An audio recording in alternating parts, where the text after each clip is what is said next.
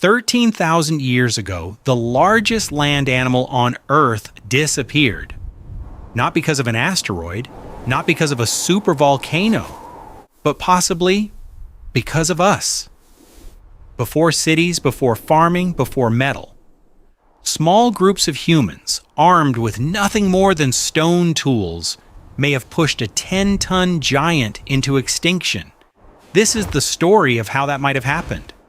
Wind sweeps across a frozen, empty plain. No trees, no birds, just miles of open tundra beneath a pale sky. And then something breaks the horizon, a shape taller than a 2-story house, weighing nearly 10 tons, tusks curving outward for more than 10 feet, a woolly mammoth. For over 200,000 years, herds like this crossed entire continents, from what is now Siberia across the Bering Land Bridge into North America. With every step, they reshaped the land. They crushed shrubs, they carved trails into frozen soil, they turned grasslands into highways of migration, and then, in what amounts to a geological heartbeat, they were gone. By around 4,000 years ago, the last mammoths had vanished from the mainland, and the question never truly disappeared with them. Did the climate kill them? Or did something else arrive?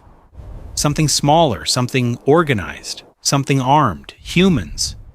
For a long time, the dominant explanation sounded almost comforting. The Ice Age ended. Temperatures rose. Glaciers retreated. Habitats shifted.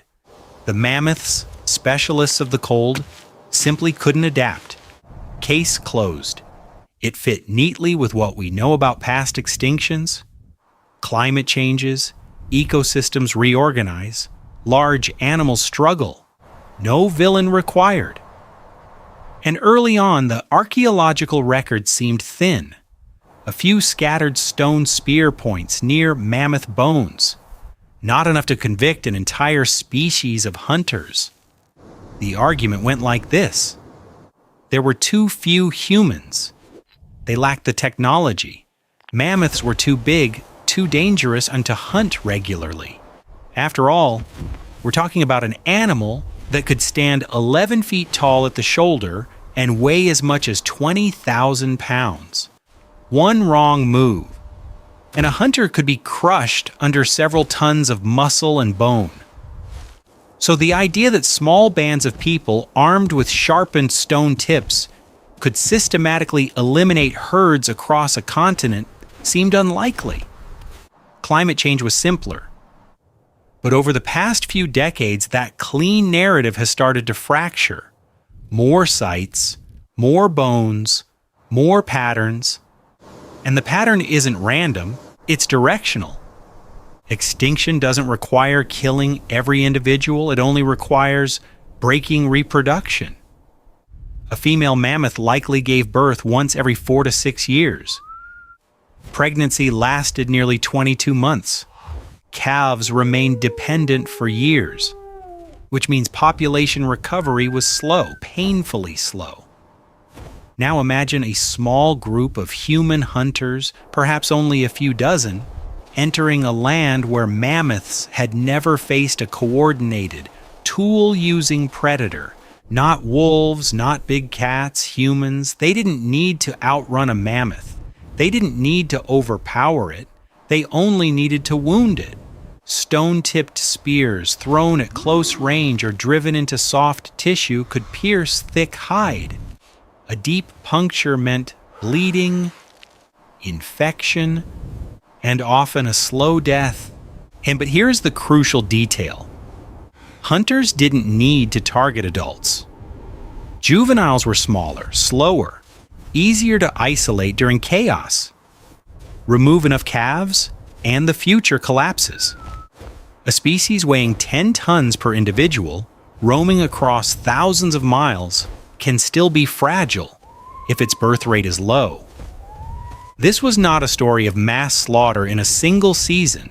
It was pressure, repeated, relentless, year after year, enough to tip the balance.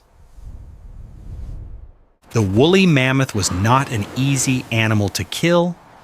Its most obvious defense was size, standing up to 11 feet tall at the shoulder and weighing as much as 20,000 pounds. But size alone doesn't explain how it survived hundreds of thousands of years in a frozen world. Its body was engineered for survival in extreme cold. A dense outer coat of long guard hairs, some reaching nearly 3 feet in length, shielded a thick underlayer of insulating wool. Beneath that, a layer of fat up to 4 inches thick helped trap body heat. Even its ears were compact, reducing surface area and minimizing heat loss in temperatures that could drop well below 0 degrees Fahrenheit. Structure, layered fur, subcutaneous fat, reduced extremities. Function, thermal insulation in an open, wind-exposed environment where winter could last for months. Evolutionary advantage. While other large mammals retreated south, mammoths occupied vast northern grasslands, ecosystems with fewer competitors, and enormous grazing potential. This cold adaptation allowed them to spread across thousands of miles of steppe tundra, from Siberia to what is now the American Midwest. But there was a hidden trade-off. An animal optimized for cold stability is less flexible when temperatures shift. As the Ice Age ended and climates fluctuated, habitats became patchy, grasslands fragmented, wetlands expanded. The mammoth's insulation, once a shield, may have limited its mobility in warmer seasons. An adaptation that conquered one world may have narrowed options in the next. If insulation kept the mammoth alive through winter, its tusks and skull architecture turned it into a landscape engineer. Those tusks, sometimes extending more than 10 feet in a sweeping arc, were not just oversized teeth. They were forward-curving levers made of solid ivory, anchored into a skull, reinforced by dense bone and massive sinus cavities that absorbed stress. Structure. Elongated incisors, continuously growing throughout life. A domed skull to support muscle attachment. A flexible trunk with tens of thousands of muscle fibers. Function. Tusks were used to sweep aside snow, sometimes several inches thick, to uncover buried grass. They pried up shrubs, stripped bark, and even sparred with rivals during mating contests. Evolutionary advantage. Access to food when the ground was frozen. Dominance in competition. Control over territory. In the open steppe, that mattered. Winter could last for months, and food was locked beneath ice and crusted snow. An animal that could excavate its own feeding grounds had an edge. But those same tusks made the mammoth visible, a silhouette rising above the plain, ivory gleaming against snow. And to human hunters, ivory wasn't just bone. It was material, durable, carvable, valuable. An adaptation meant for survival became something else entirely, a resource. And once a predator sees value in more than just meat, the pressure changes. To understand the scale of this animal, you have to stand beneath it. An adult woolly mammoth could weigh close to 10 tons, roughly the weight of 2 full-sized pickup trucks combined. Its shoulder height reached around 11 feet. Its rib cage alone could span more than 6 feet across. Each step pressed thousands of pounds into frozen ground. When a herd moved, the earth responded. Trails were carved into soil and permafrost. Shrubs were uprooted. Young trees snapped under sheer mass. Over time, repeated migrations maintained open grasslands by preventing forests from reclaiming the steppe. They weren't just inhabitants of the ecosystem, they were architects of it.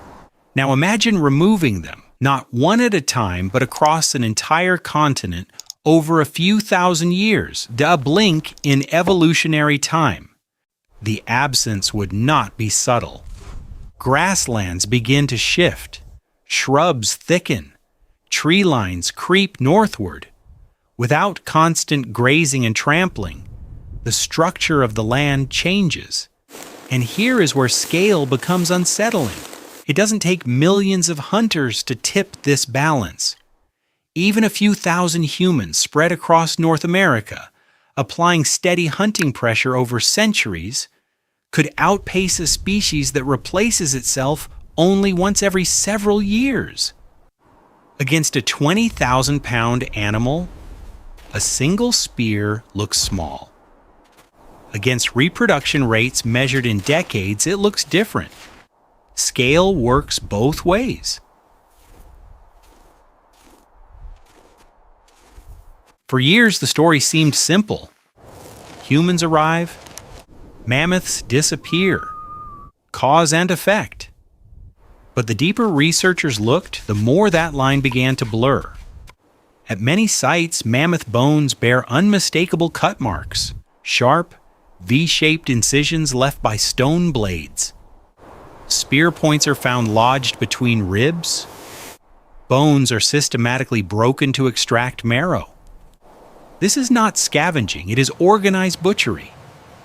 And yet, the dates complicate everything.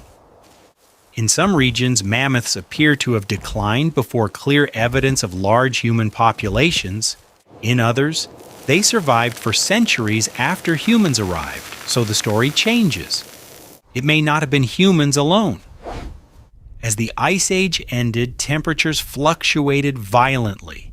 Vast grasslands fragmented, forests advanced, wetlands expanded. Mammoth populations became smaller, more isolated, more fragile. Climate didn't need to kill them outright. It only needed to weaken them. And into those shrinking pockets, humans followed. The extinction may not have been a single blow. It may have been a squeeze. Climate narrowing the margins. Humans tightening the grip. When the mammoths disappeared, the silence was not just biological, it was structural. For tens of thousands of years, herds moving across the steppe had acted like slow, living machines, grazing, trampling, fertilizing, redistributing nutrients with every migration. Their dung fed insects. Their carcasses fed scavengers. Their footprints collected meltwater in spring. Remove a 20,000-pound grazer from an open grassland, and the physics of the landscape begin to shift. Without constant grazing pressure, grasses grow taller, then collapse and decay. Shrubs take hold. Young trees, once snapped underfoot, survive long enough to mature. Over decades, open tundra transitions toward patchy woodland. This alters everything.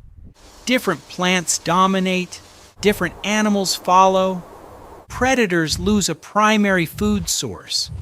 Large carnivores that once targeted mammoth calves, species like saber-toothed cats and short-faced bears, were already under pressure. As megafauna populations declined, their own survival margins narrowed. The ecosystem reorganized, not instantly, not catastrophically, but steadily.